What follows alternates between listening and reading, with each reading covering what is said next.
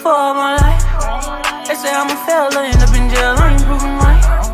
My mama, she told me before, son, you get I understood, but I ain't see the vision.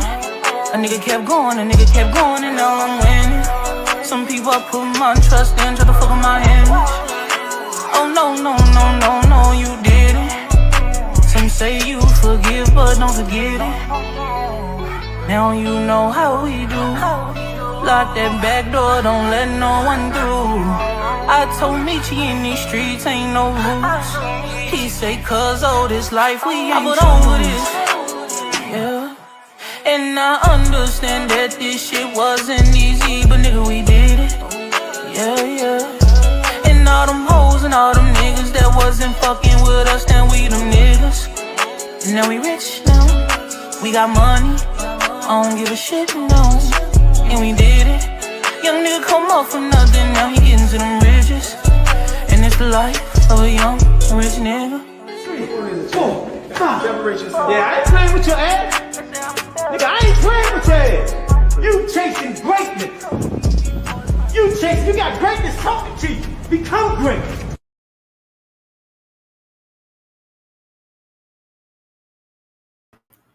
Yo, what's going on out there? Y'all already know who it is. It's your boys, the Rize Podcast, with your boy Coach Squeeze, aka the Smoothie King. Right back at y'all. Y'all already know what it is. It's Monday, start of the week. Happy holidays to everybody. Be careful out there, man. People get more aggressive driving. Try to run you out the road. They don't want you to do the speed limit. They want you to ride your car the way they want you to ride it. Just be careful out there, man. And stay prayed up. That's all you can do. You know? We got to go out there and go to work, you know? That's all we want to do. Take care of our families. All right, y'all. Hope everybody had a blessed day. It was a little rough today. Some people always try to attack your character. But you got to humble yourself. Because you got to take care of your family. But you know how that is, man. You got to be humble. You know? But, let me get the sponsors. And happy birthday to my granddaughter again.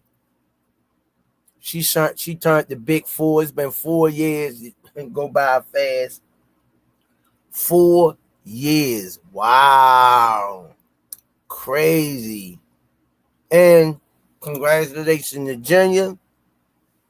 To the new addition to the family. And may God bless each and every one of them, my grandkids and my kids, that they do the right thing by their babies. All right, let me get the sponsors out of the way. 5-time world champ, 4 different weight classes, first ballot Hall of Famer, Baltimore's own GTD Promotions, redesigning minds one minds at a time. We know a mind is a terrible thing to waste. Shout out to www.kanichibed.com. Use code TRP. You'll get 15% off. Also, shout out to www.narslipgallery.org. Use the code RIZE10 and you'll get 10% off. Don't forget to go over to Mid Killer B page, www.midkillerb.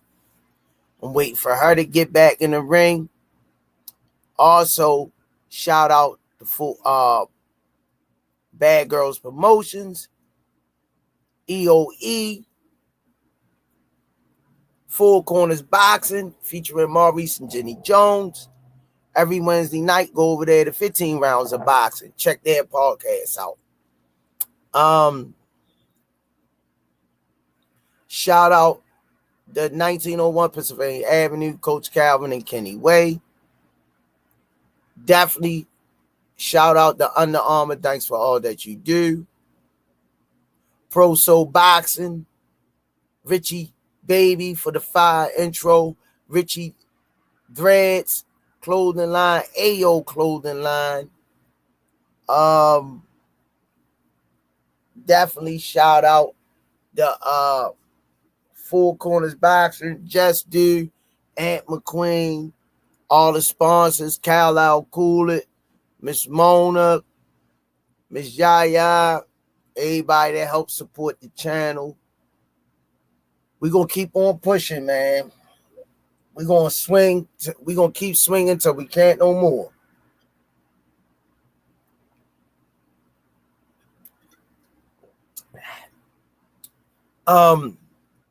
Don't forget to go on to risepodcast.com, get your merch. And last but not least, Official Gear Boxing. Oh, RIP the John Boy, most definitely. And RIP to Miss Tanya Van Josbury, Virginia. Man, the love that they showed this podcast, I'll never be forgot. So prayers go out to them. I finally went out this weekend. Let me get the sponsor. Last but not least, the Official Gear Boxing. All the fighters wearing it. Y'all can say it with me in the chat on the count of 3. 1, 2, 3. Box raw. I finally went out and had some fun. I did karaoke night Saturday and Sunday. Finally got out the house. Went to see went to celebrate my granddaughter's birthday. So now I gotta get to see the new addition of the family.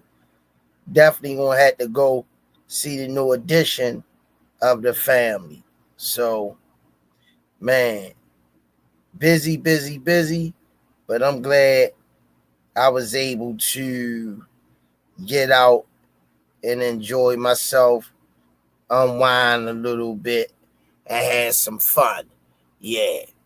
I hope y'all, that's yesterday. That's a little card I got her with money and scratch offs in the card. Yeah, she a trip. My granddaughter something else, man. There she go. Ladybug. Yeah, I tell you. You wanna be successful, because this what it's all about. She gonna be just like Pop with the scratch offs. She a trip, man. She a trip. I definitely gotta get to see my grandson a little more. I don't see him as much as I do Ladybug. I'm gonna have to definitely fix that. So, yeah, gotta fix it. Man, all right, y'all, let me bring him in. He waiting in the background. He waiting in the rafters.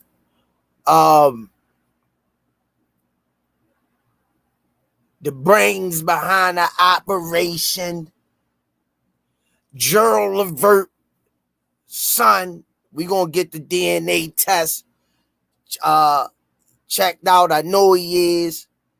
Been handling this business on different podcasts, making this podcast tours. You know what I mean? Getting this Coach Kenny on, aka the Limp Ball Swami. One of the pound for pounds in the podcast game, because we coming. We gonna find that switch, and when we turn it on, y'all ain't gonna know where to hit y'all. So you better get aboard now. And if you ain't aboard, the one, the only, my son, my oldest boy, the one, the only, All Access International in the building. What's up, champ? How you feeling? Man, I'm staying prayed up, man. You know that devil try to attack my character today, but you know, you just gotta be humble. They did us dirty today. You see that? On the On the 4-digit. yeah, They went up one. They went up one all across the board. yeah. I seen that. 2282 instead of 1181. Yep. I had 2227. Mm. Yeah, they do that. They'll drop that 8.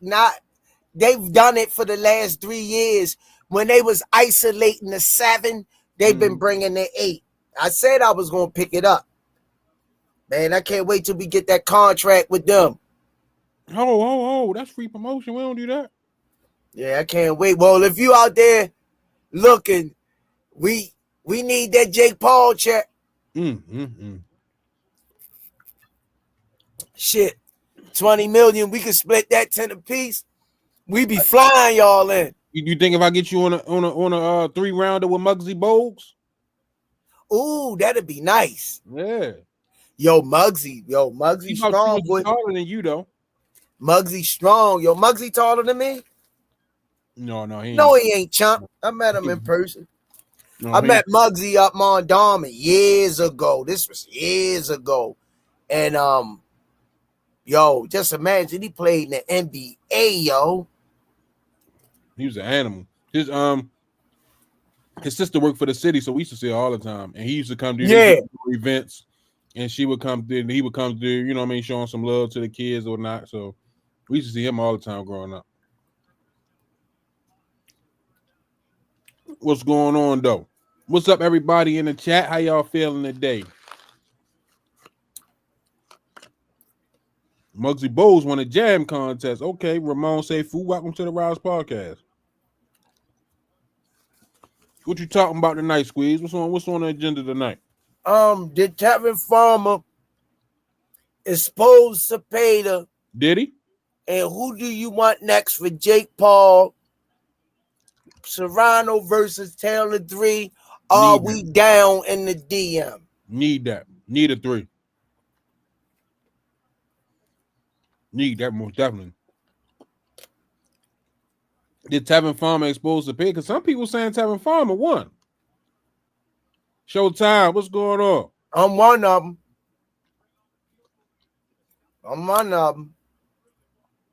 409 J Money, what's happening? 409, what area code is 409? Miss Shara, how you feeling?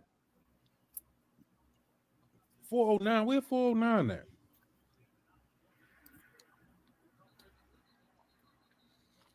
He worked with the pro. He do Thrash. He do it with the pros. He told the story before. Yeah, Tevin Farmer won that fight, yo. I watched it back, man. Galveston, Texas. Galveston, Texas, right? Galveston is Texas, right? Yeah, that just came out. 409 came back. H Money, what it do? H Money Mob, yeah, BVO, what up, y'all? I thought so, man.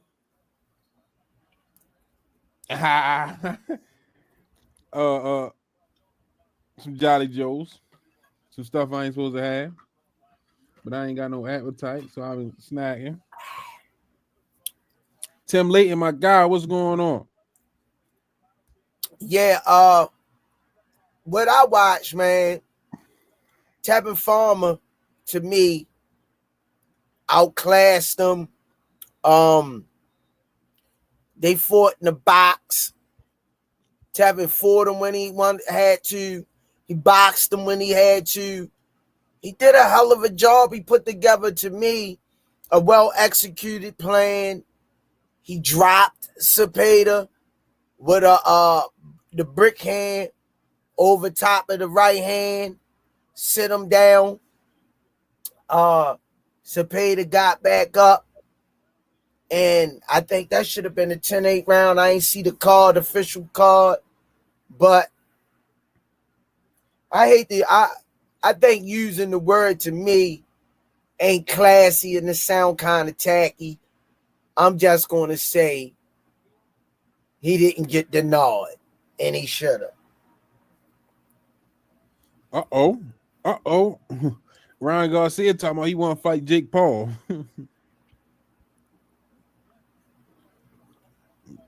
Damn. Jake Paul will fight him too.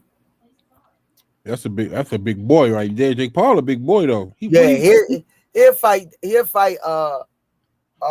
Ryan Garcia because he know he can beat him. Oh, they got He know he can beat him. That's why he'll fight him. But Tevin Farmer did a hell of a job, man. Class act. I always follow Tevin Farmer. I've been following Tevin Farmer for at least the last 10 years. The last 10 years I've been following Tevin. And I think the only thing Tevin lacking is closing his fights out at the end. But I'm just saying, like, he just fought William Zepeda and Raymond Mortalia. And both of them fights was kind of close. Would you say so? You heard me, Squeeze? You got your ears on? Yeah. I said both of them fights was close that he just fought. I agree. But, you know what I mean? It looks like it from some people saying it looked like he's doing enough to get the win or get the nod. And then some people saying they robbing him. Why you think they doing him like that? Is he marketable? Bingo. Markability. He's not as big. If he'd have knocked them two guys out, finished them two, he would definitely close out with the bag. But he put him on his ass. He put Zepeda on his ass. Yeah. I don't think it's just he's switching trainers. That they was talking about not having the right promoters and stuff, going through stuff outside the ring and stuff like that. So he always in the fight. He definitely ain't never been out to fight. He always in the fight. Is he? Oh, so let me ask you this: is he a gatekeeper? Yeah. Yeah. He a gatekeeper on the tip that not from his performances, that sort of, but I'm going to tell you at least 5 of his L's. What's his record?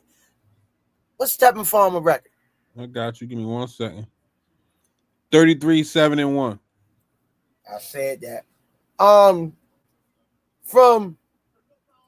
I said 5, but out of them 7, I'm going to say 8 with the draw.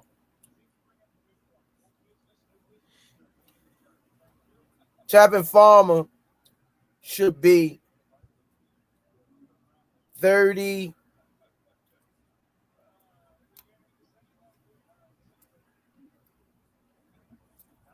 At least 37. All right, now look, let me run this down to you real quick, right? These is losses. William Zepeda, Raymond Mortalia, Joseph Diaz, Jose Pedraza. Come on, Squeeze. They some big names to have on your resume, but to take a loss to, and I don't remember the Pedraza fight. Take a loss to or just ain't get the nod. That's what I'm saying. I can't remember the Joseph Diaz fight or the Pedraza fight. I gotta go back and watch them. I'm sure Ant McQueen will be in the building soon. I'm sure he'll be in the building soon to give us some Brian King say some good names. Yeah, that just to have on your resume. So he ain't ducking no smoke. He just need the opportunity. How can we get him? How can we get him? You know what I mean?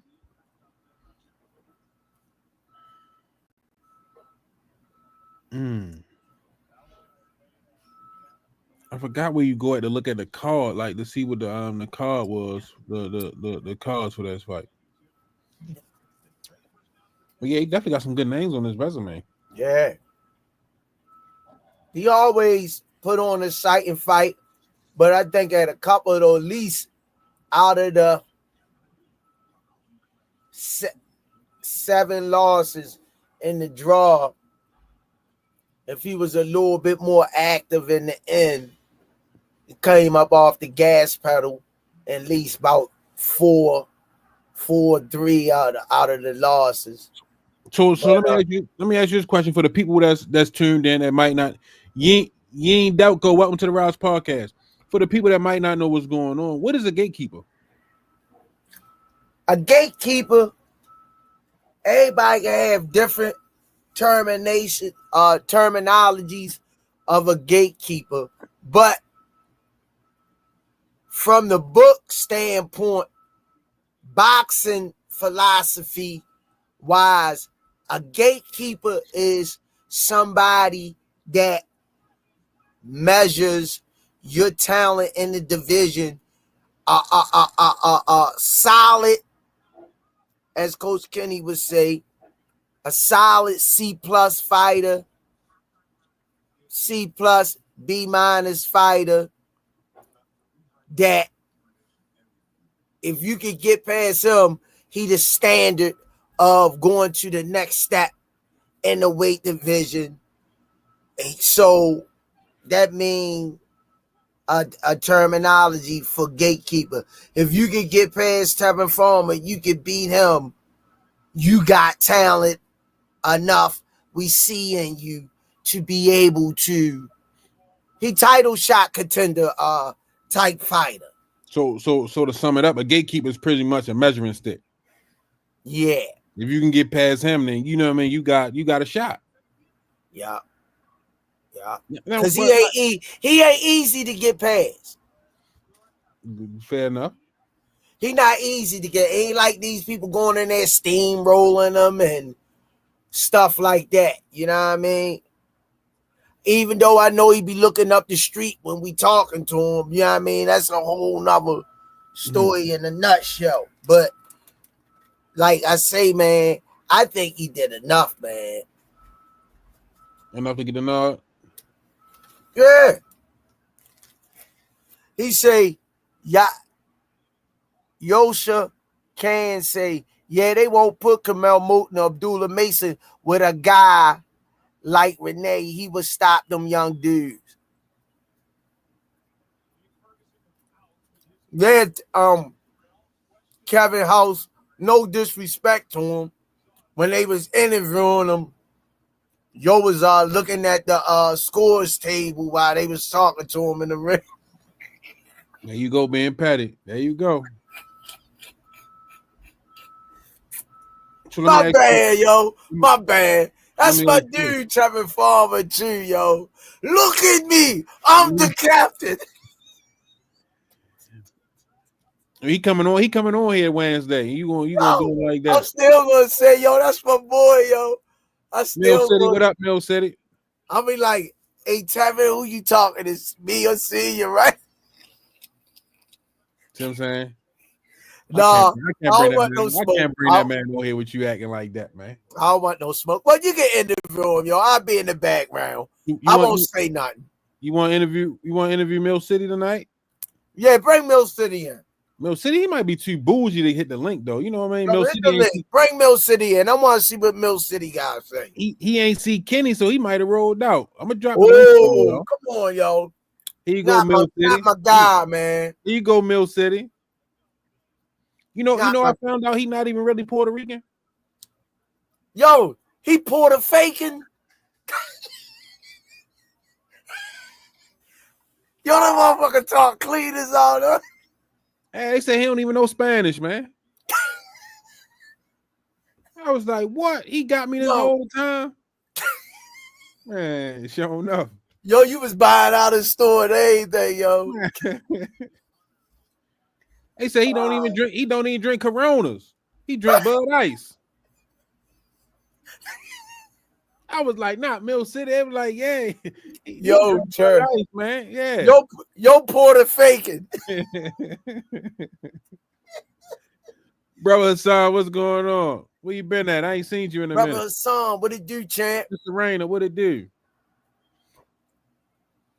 Yeah, yo, that's what's up, man.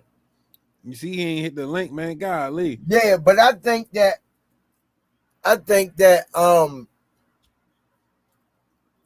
Ooh, he said Mill City drink Mad Dog 2020. He looked like the type too. Yo, Mad Dog 2020 like a turpentine. Listen. I got some Mad Dog 2020 stories from college. Yeah. I got some Mad Dog 2020 stories. Listen. I don't know how. Like, I get, you know what I mean? When you're young, your body can handle that. If I was to drink some 2020 now, I'd probably be in a casket tomorrow. Yeah. That shit is tough. I don't see how them old, like, them people that been drinking that shit for 30, 40, 50 years, I don't see how they do it. That Mad Dog, that Night Train, and that Steel Reserve, good God almighty.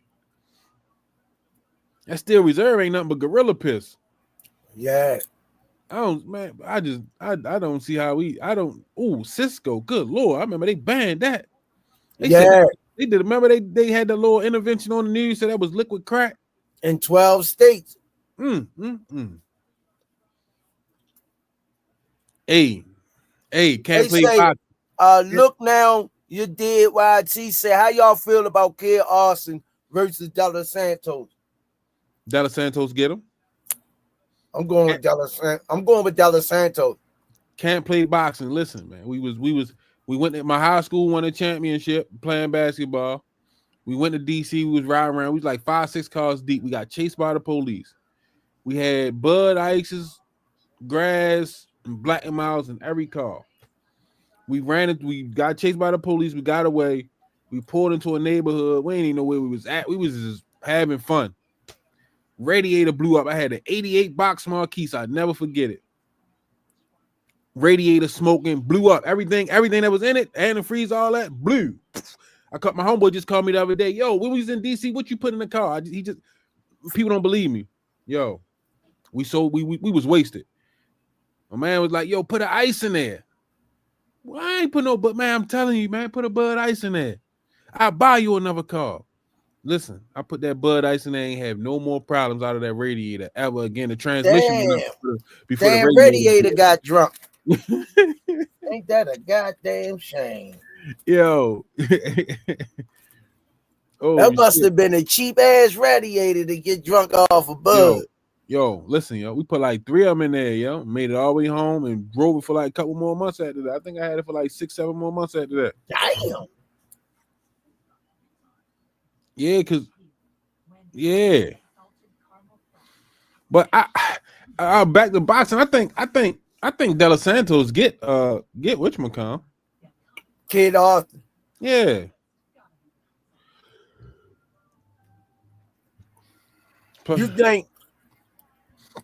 You think Kid Austin can hurt him? I mean, he got to punch his chance. Brian came, we was like, listen, my car was already, my homeboy like, yo, listen, yo, if the car die, I'll buy you another one tomorrow. Matter of fact, he was like, listen, you can go on a lot and pick what you want. Like my homeboy sold cars and shit, so it wasn't really nothing. That was just my car. I liked it, you know what I mean? But yeah, man. Now my baby right there. Floyd Senior called him out on Mill City, said he would stop Della Santos. Man, hell no. What happened? Floyd Senior called him out on Mill City, said he would stop. Said he would stop him. Oh, yeah, of course he gonna say it. Of course the Predator gonna say it. Yankees, what's going on, champ? Welcome to the podcast.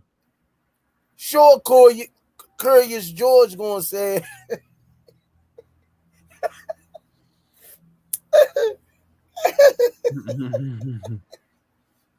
Oh, let me stop, yo. Let me behave. Yeah, man. Yankees say, yeah, they're all on the same level, Carmel and Abdul. I heard about that Carmel got beat up so bad by Rocky, he had to take it easy on him. See, that's why they all are hype jobs. No, y'all gotta understand, man, these guys get moved a certain way. And you see Wait it. a minute. He got beat up by him. Mm-hmm. And Spawn. I mean, you can't beat everybody, yo. It's boxing. You know what I mean? You can't beat everybody. Nah, man. And you can have some bad days in Spawn. Oh my gosh. They might be coming back. Who you liking this game tonight, Squeeze? You know I don't like the Cowgirls. Okay, say less. Uncle Day, he can come on whenever he want. All he gotta do is hit me, telling me he's one of his ducks. They was tripping in the gym tonight. If y'all seen I don't know if y'all be watching the Instagram, but you know what I mean. I went live. They was in there wrecking in the gym. What you think about staying in the circle, Squeeze? Teach them how to sharpen their skills up of fighting in the box. Let me pay these. We gotta go to commercial break. There you go. The JBT is giving away a bag for the holidays. That's right, a bag for the holidays. We're holding a 50-50 raffle, and one lucky winner is going to win half of all the money collected. Entries are $5 each or 5 for $20. This raffle runs from now until December the 21st, and the winner will be announced on December 21st, immediately following the Alexander Usyk Tyson Fury heavyweight bout. So, cash app your entries to $JBT Network 1. That's $JBT Network 1. So enter early, enter often, and remember, one lucky winner will be awarded half of all the money collected.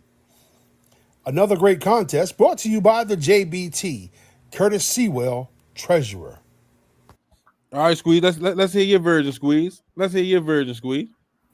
Smoothie King, right back at you with another one. Melody Queen 27, one of the best moderators in the game. We about to go to the commercial break. It's the JBT is back at it again. It's raffle time. The 50-50 raffle starts now. Enter for your chance to win.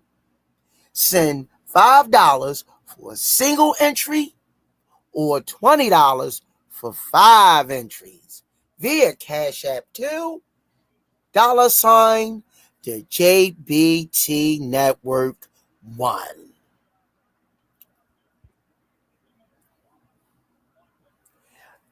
Smoothie King, right back at you with another one. Let's pay these other bills.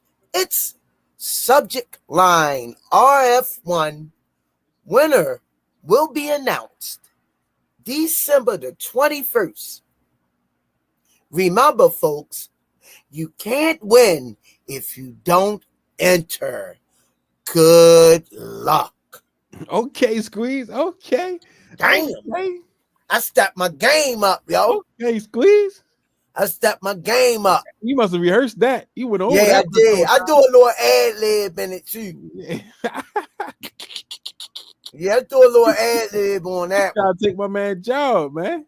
Yeah, I can do a little ad-lib there. Your uncle in the building. Brother Kareem. No. Go down a little bit more. I wasn't even watching since you was on here. They ain't getting it to me.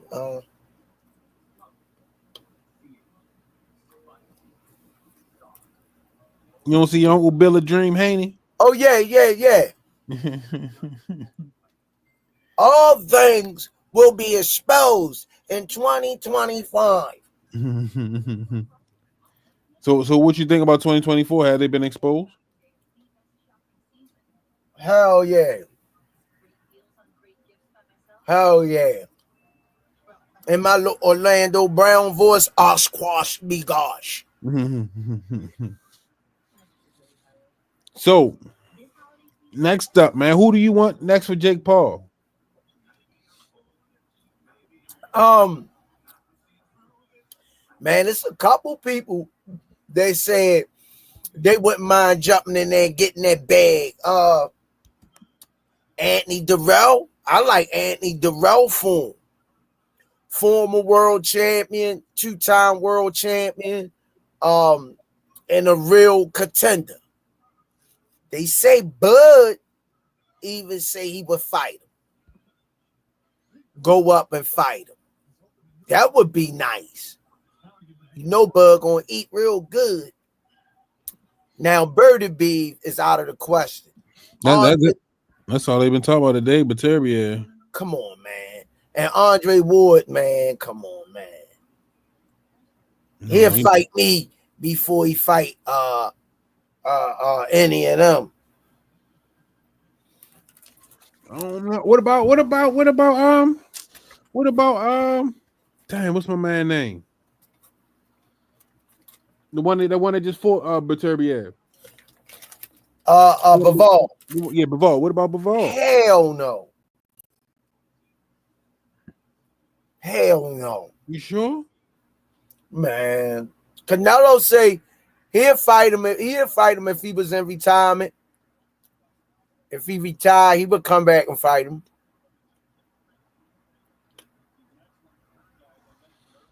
I'm trying to think who be a nice matchup for what about my guy? Benavidez. Hell no. Huh? Free bands real quick. Murder, she wrote. Murder, she wrote. Murder, she wrote. Ultimately, that's what we want to see.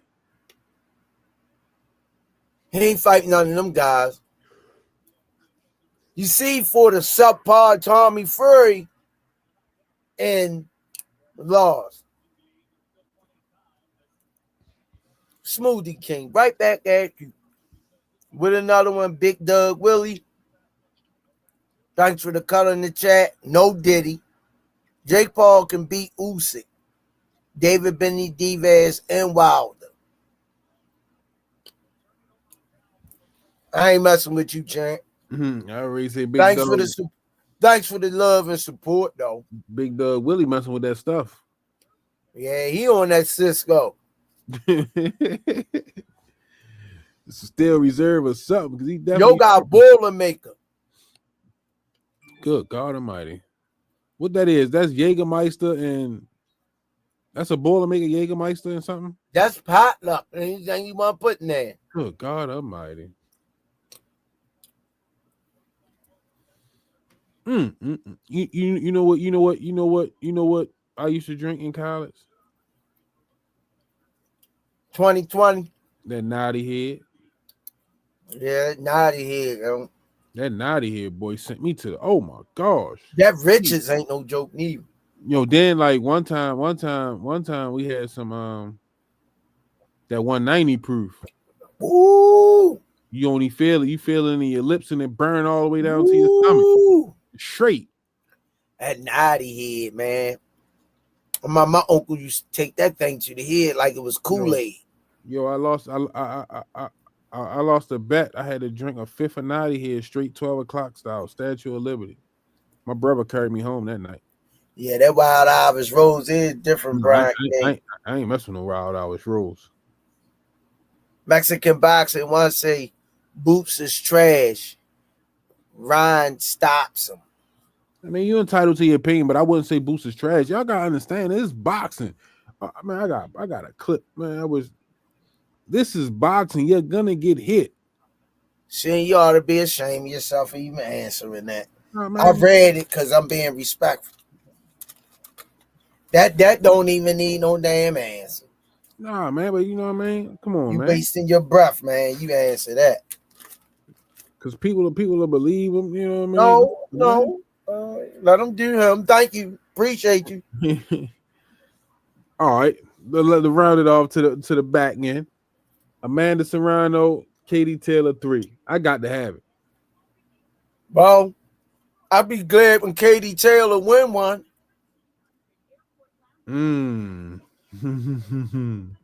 That's all I gotta say about that. I'll be glad when she win one. Man. Fighting dirty like that. She didn't lost to her twice though. That's the only thing. Like, you know She what I didn't mean? get the nod. Yeah. The first one was crazy. 93, 96, 93, 97, 96, 94. Tripping, yo. You know what I mean? Then this one 94, 95, 94, 95, 94, 95. And Katie Taylor lost a point by head button. Come on, man. This is crazy. That's crazy, man. Serrano. They always get suspended, Tawa Yuga Babutu. They always get suspended after they fight for like concussion. I think it's like concussion protocol and all that type stuff. There go your guy. Stretched out boxing. No, and bring him in. Oh, all right, y'all. One of the best pound for pound greats on the podcasts. I said he was a prospect, but the night he get his inductee into the Rize Podcast Hall of Fame as the number one speaker on his Rise Podcast,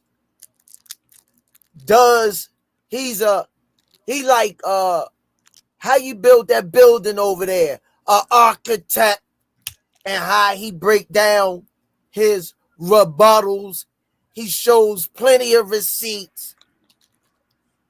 A myth, a legend in his own right, pound for pound great.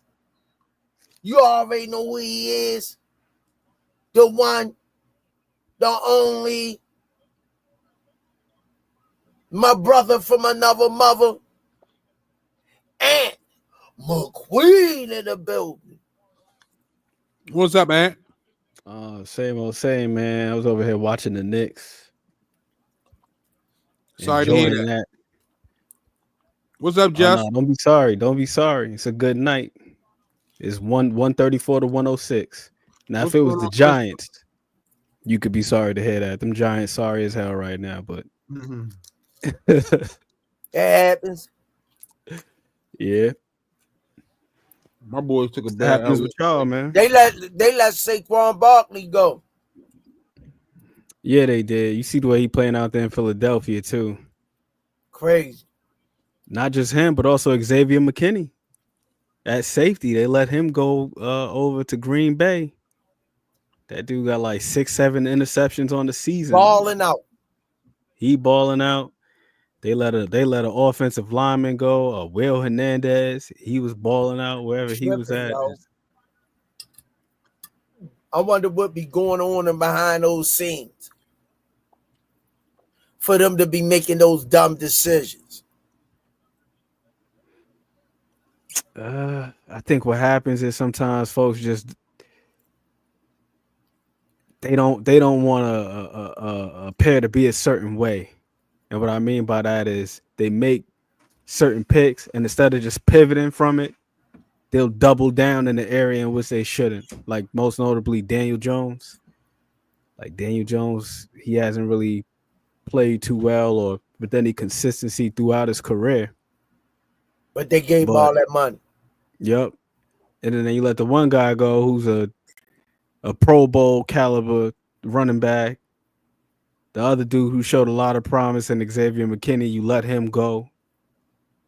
It's like, But they didn't want to be like, pay these other, we're going to pay him. We're going to double down on it. And now they just benched Daniel Jones today. They benched him. For the rest of the season, they're going to have Tommy DeVito starting at quarterback. Oh, my God, yo. They tripping. Yeah, but from my understanding, it's supposed to be in an effort to protect the team because he got some type of clause where, like, if he gets injured, they got to pay him X amount of dollars. So they rather just sit him down and run the risk of him getting hurt, and then they have to pay him anyway. Because they did have an option on his contract. Bad business deal. Absolutely. Absolutely. Crazy. You a Man. Ravens fan, Squeeze? Ravens in Washington. Ah, man. The Commanders, they in good hands right now. Ravens in Washington. When actually Colts. Because the Colts left Baltimore. We ain't have a team for 11 years. I remember Johnny Unitas was only coming in on third downs. Over at Memorial Stadium, he had the deep dish, high top cleats on. You could see him all the way across the football field because yo was bow-legged. Yeah, I was like, my uncle like, that's Johnny, you over there. Yeah, that's when the football field was a real football field. The inside of the field was chewed up at Memorial Stadium. Yup. Y'all had the Bullets too once upon a time. Yup. Well, who they the Wizards now, but Baltimore Bullets. Yep. Now they the Wizards. Yep. That's who the Knicks are playing right now. Well, the game just finished. That's a perplexing team too, man. The Wizards, because they got some talent over there. They got some pieces over there, like Jordan Poole. He a good player. Kyle Kuzma, good player. Both of them dudes won championships too prior to them coming to the Wizards. Poole won one in Golden State. Kuzma won one in Los Angeles. Some people, they throw the asterisk next to it because it was during COVID, up in the bubble. But hey, a championship is a championship. Everybody had to deal with the same circumstances. It wasn't unique to them. Exactly. They got Jonas Valanciunas, that young dude from France, Sar. But for whatever reason, they just can't seem to put it together. I don't know if it's the coaching or what, but they got some solid pieces over there. They just not meshing right now. You know how that is. You take a swing, You take a swing. Yeah, that coaching is super understated, man. I was reading what's my guy's name? Pat Riley. Riley got a book. He got a book called what the hell's the name of this book? Yeah, Michael Gardner Memorial Stadium on 33rd. The winners, it's not the winners mentality. I'm trying to think of what it is, but that book was real interesting because he chronicled his progression from being an assistant to taking over when Paul Westphal had that team. Yeah. The Lakers. They had the same players on that team, but for whatever reason, Pat was able to get a lot more out of them guys. Yeah. And he created a whole little system for them to be able to chart their progress and give these guys goals. Each individual player, they had a list of goals. Like he would have them write down and it wouldn't even be stuff that would always show up on the stat sheet. It would be like, yo, pursue more rebounds or get more box outs. And these things would the fundamentals be conducive to getting, but they would be conducive to producing stats though. But you gotta understand, he was old school. If you look at his teams and style of play, get the ball to the open man, pass the ball around. When it was time to go down bottom. But it was a system he made you buy into.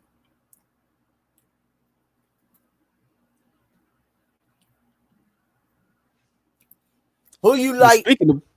I was going to ask you a question because this is something that's kind of been plaguing me, man. This is something that's kind of been plaguing me. Come on with it. All right, so every now and again, I'll go watch a fighter that's a pro and they've accomplished, or they've had quite a bit of success as a professional. Then I'll go back and then I'll watch their amateur fights, like Deontay Wilder, for example. I went back, I watched his amateur fights, and he seemed like he was a lot more polished as an amateur. Like he was still adhering to the fundamentals. It's like, how frequently do you like to drill fundamentals with the fighters? Is it something that you remind them to stay sharp on, like a refresher thing? Because sometimes it seems like the pros, they kind of get away from those things. So it's like, how do you keep a fighter, especially an up and coming fighter, like locked in, just doing just basic things? Like, Funny you asked that today. Coach Calvin called one of the fighters and he 9 fights in. And he 9 fights in and he won 5 out of the 9. And he lost this weekend. And Coach Calvin say, why you lose? He like a gas in the 3rd round. And I ain't making no excuse, you know. And Calvin say, what's your favorite punch? I tell you all the time you got. He say the jab. He say, run the jab down their throat. Do not stop throwing the jab. He say, they try to do too much. And he say, I'm going to talk to the corner too. How was y'all coaching him?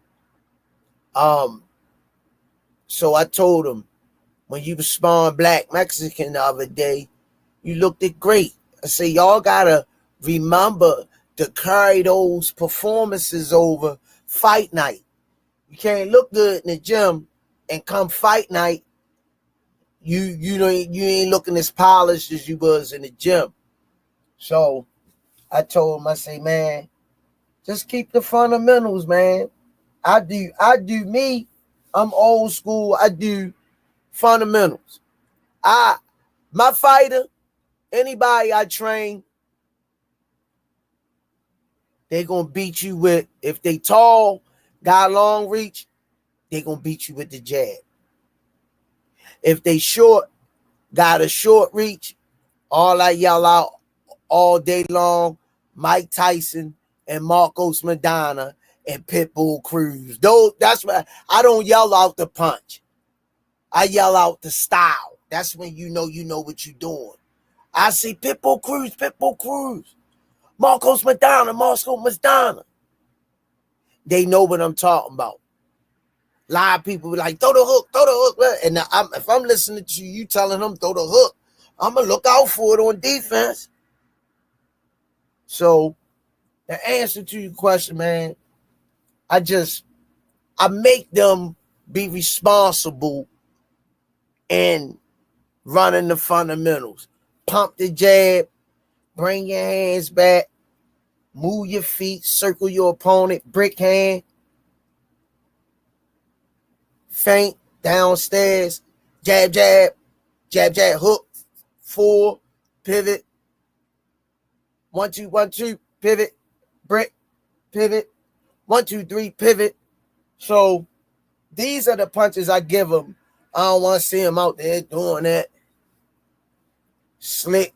Now, if they can fight that way and get away with it and master it, and they winning, I enhance them on cardio. But fundamentals are real important, especially to a North and South fighter. His fundamentals gotta be extraordinary because he don't do no bouncing around. He North and South. I call Earl Spencer North and South fighter. Straight up and down, no special effects. And his coach called me a buzzard. Calvin and them loved it. They was like, oh, he called me a buzzard. Was I wrong? Was I wrong? So I'm going to look at what I see, and they got to realize at the age of 55, I've been watching boxing on TV since I was like 6 and 7 years old. With my father in the room, asking a bunch of questions. So I grew up, a couple of guys around my way were professionals. So, yeah, definitely, man. Definitely. I love what you said about calling out the names of fighters associated with certain styles, because I was watching, I want to say it was Chris Eubank versus Liam Smith, the rematch. And I was noticing that at one point in time,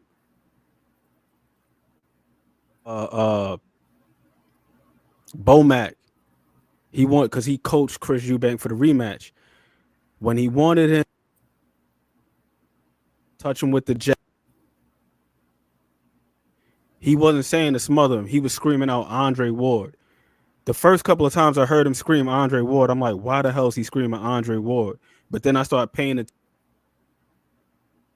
behaving after he was saying Andre Ward. It seemed like every time he said Andre Ward, that's when he got a little bit more physical with him, got a little bit dirty with him in the clinch and so on and so forth. But I thought that was interesting that you just said that too, because then also, like you said, it's like almost similar to baseball. You don't want to give up your signal so they know what pitch you throwing. That just don't make no sense. It makes it a lot easier to deal with that at bat. I told this kid today on the side, I said, you're getting better. But one thing I'm noticing about you, you ain't keeping nobody at the end of your punches. I say, do you know what I'm asking you?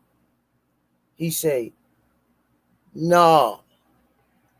I say, keeping a person at the end of your punches, your hands, your guard stay up. Or like Mexican did, Black Mexican, when the guy got within his arm length, he popping the jab, pivoted. The guy stepped forward twice, he stepped back twice, pop the jab. Step to the left, pop the jab. Step back. If he come forward trying to get it back, pivot, pop the jab. Now when he trying to get all the way in, trying to get around his jab, touch him with the brick, pivot, or when he trying to get in, uppercut, step back, brick, pivot. Now he frustrated, uses aggression against him. And he was like, oh, all right. I say, sometimes you got to throw that measurement stick out there. If the ref don't call it, you can't hold it long. Just to peep it out there and pop off of it. So it's so many tangibles. As a coach, you got to teach your fighter. And you can't coach all of them the same. This is when you know you got a good coach. I know some coaches, all they know is to teach their fighters to be aggressive. That's not his style. He not a banger. There's going to be some Shakur Stevensons that you're going to come across. Some Floyd Mayweathers at the end of his career. Floyd feint with the jab, come with the brick, bam, and get out. I'm like, Then, when he ready to engage, here, throw the shoulder, here, throw the roll up. The roll ain't like this even. The roll is back. He's on his back foot. So when you throw it, he'll turn his eye on you. Then he come back, bam, with the brick, roll, bam, underneath, roll. Or you'll see him stab to the body, get out. These little he executed it. He beat the last 20-something people with the same old style. But guess why? Jump rope, running, putting in the reps. Floyd Mayweather reps was undeniable. He start with the big weights. Throw them down and give them the next size under. Throw them down and give them the next size under. Then he throw them down and give them the jump rope. Then he put the gloves on. He go to the body. Bing. Bing. Then they go from the body, get on the heavy bag. Blah, blah, blah, blah, blah, blah, blah, blah, blah. Then he get out the heavy bag, take the gloves off, and go right over to the speed bag. Then you see him at the speed bag. He doing the Mike Tyson sit-ups.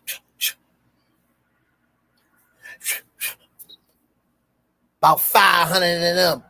Then after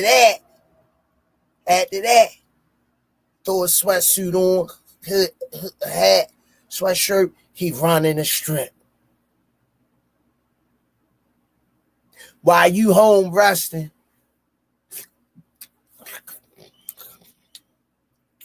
in your hot tub, Floyd out there running on the script.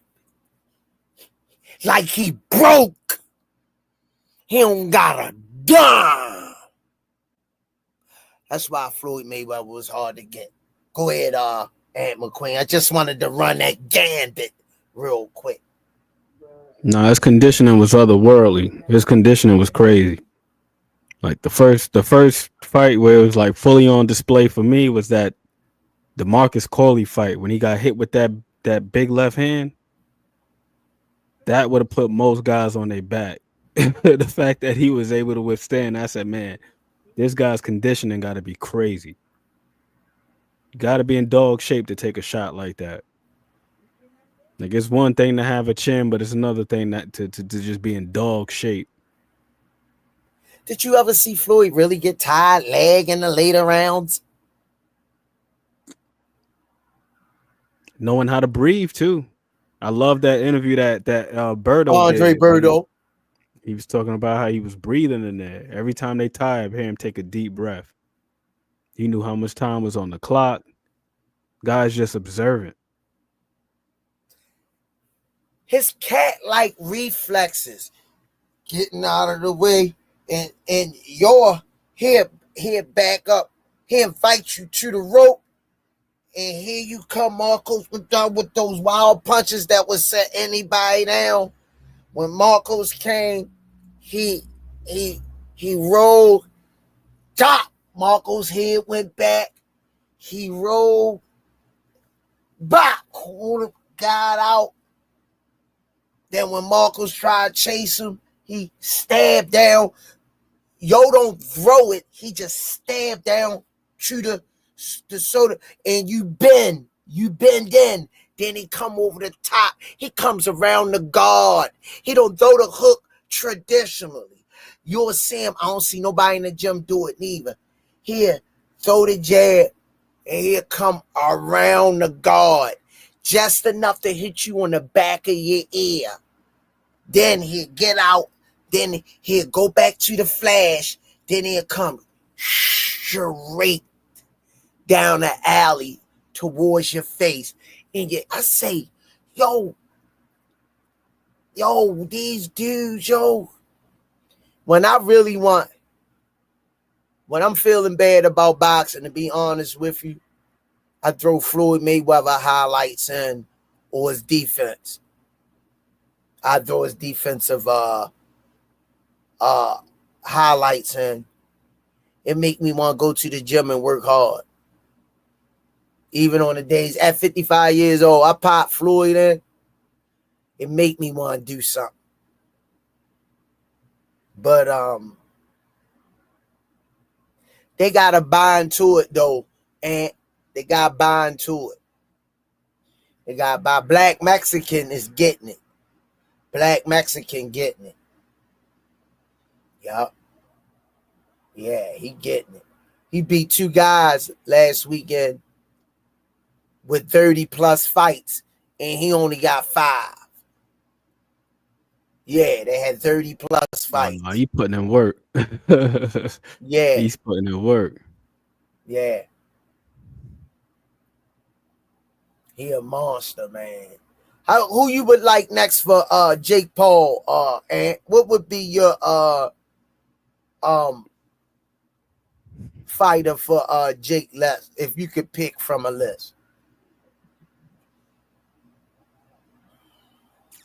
I'm somewhere in between giving him somebody that's in the top 20 at cruiserweight. Maybe even the dude, maybe the guy that had the WBC belt a little while ago, the one that Canelo was going to fight, Makabu. Maybe even somebody like that. Or if he really does want that Canelo fight, or even if he'll entertain the Arthur Beterbiev fight, just let him get in there and just get his ass whooped one good time, and then Now you got to figure it out. You really want to do this or not?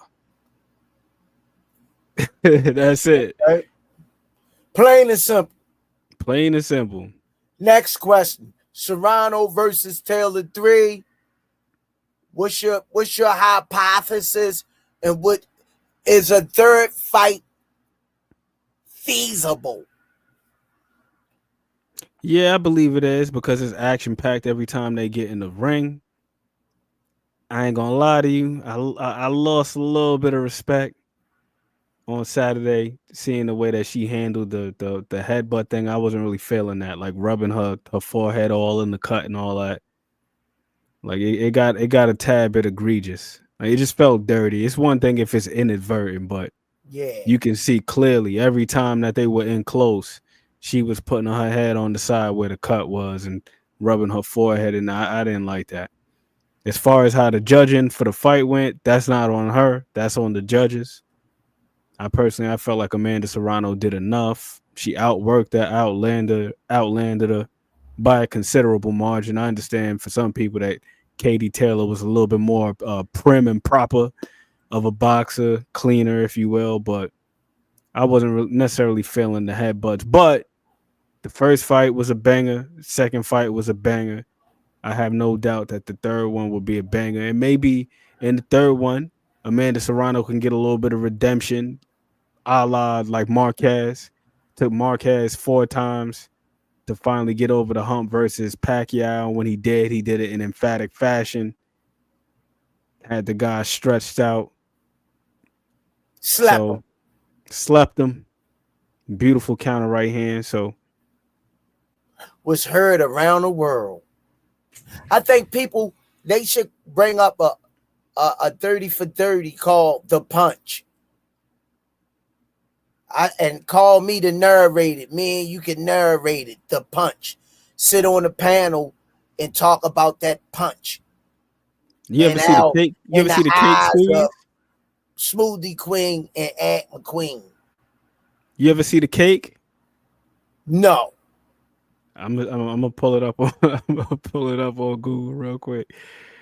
On Marquez's birthday a couple years ago, they had it like on a cake. You got to see this. This is crazy. That's the cake they had for his birthday. Oh damn! Oh damn! Wow. That's Pacquiao face down on the cake. Marquez standing up. That's a hell of a birthday cake. Hell yeah. Somebody thought of that real nice. Last but not least, Tevin Farmer. Did he expose Zepeda?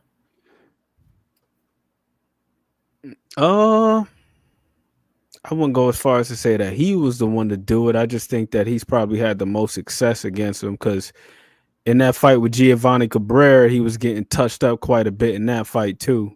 Got his nose busted and all that. So we already knew that he was a little bit deficient in some areas. Hand speed ain't crazy. Footwork ain't crazy. Real reckless. I can't remember the name of this other dude. He had quite a bit of success against him too. It wasn't Jojo Diaz. It was another dude. I can't remember what his name was. But I feel like Tevin Farmer was the one who really highlighted the deficiencies. Didn't expose him, but did the best job of taking advantage of what was already exposed in prior fights. Okay. Is it fair to say that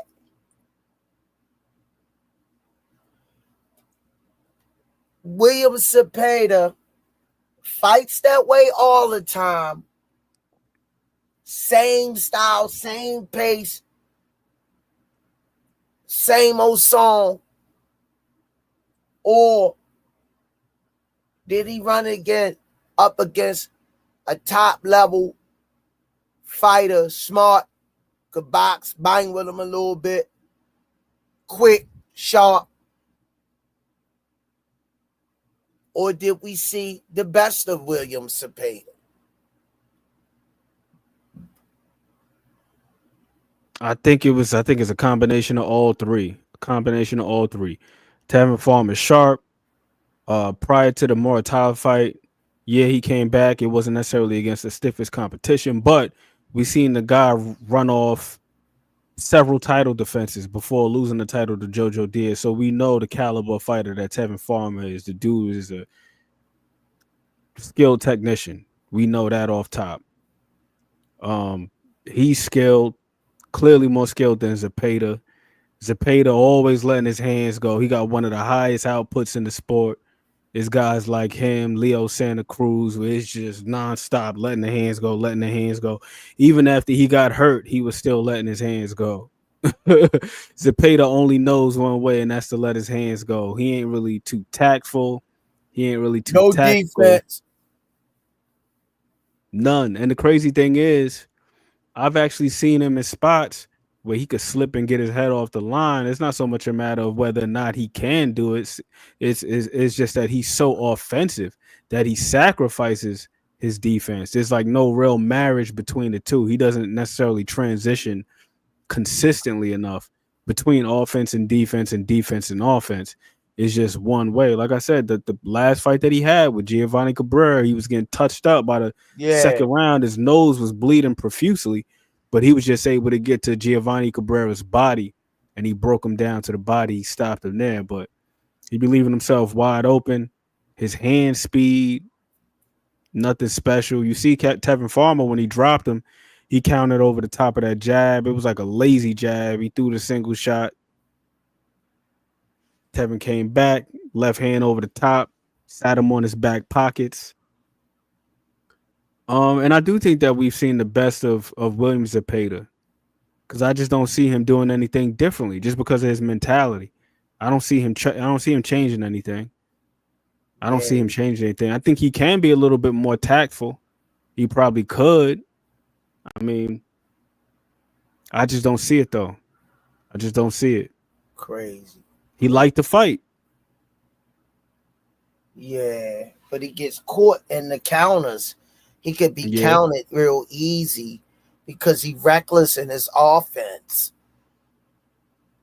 Lunging forward. Yep. Somebody like Bud would kill him. A Bud Crawford type fighter would really kill him. Definitely. Yeah. Definitely. Yeah. But we see him in there with a guy that got some power. I was gonna just say this real quick. If we seen him in there with a guy like that could not only counter, who's sharp, but also got enough power, then we'd see whether or not he'd still be letting them hands go. Because that's the one thing that we haven't really seen him face in recent fights.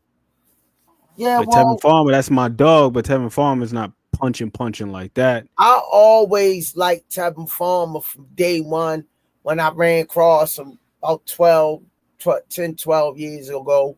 And I always said he was slick, but he lacked that finishing combo and smell of blood at the end of the rounds to definitively take those rounds. He's always doing, he could outbox and slick his way, dude.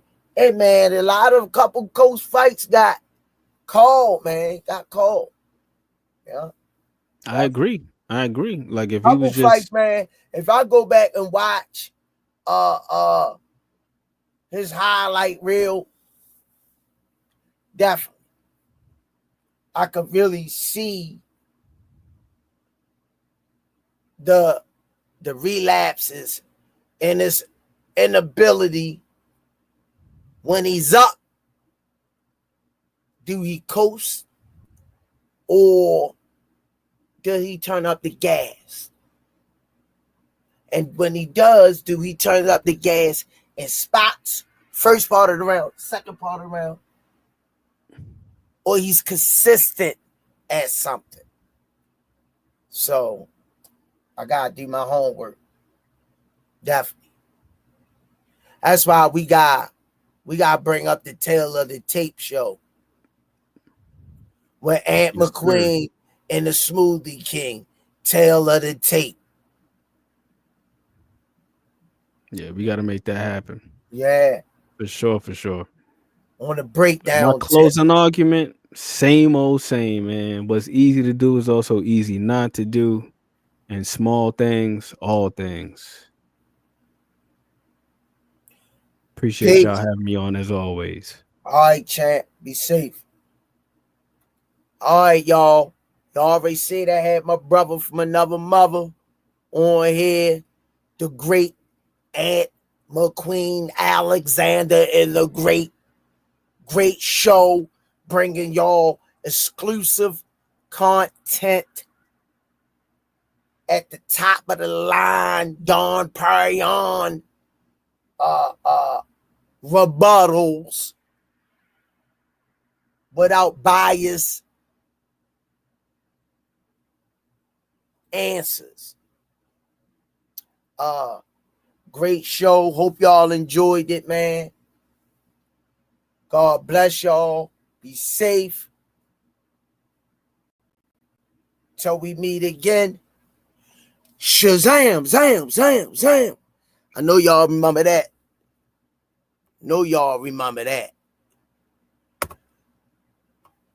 Peace and hair grease all.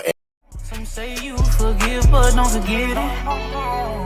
Now you know how we do. Lock that back door, don't let no one through. I told Michi in these streets ain't no rules. He say, cause all this life we ain't put on with this. Yeah. And I understand that this shit wasn't easy, but nigga, we did it. Yeah, yeah. And all them hoes and all them niggas that wasn't fucking with us, then we them niggas. Now we rich now, we got money, I don't give a shit, no. And we did it. Young nigga come up for nothing, now he getting to them riches. And it's the life of a young rich nigga.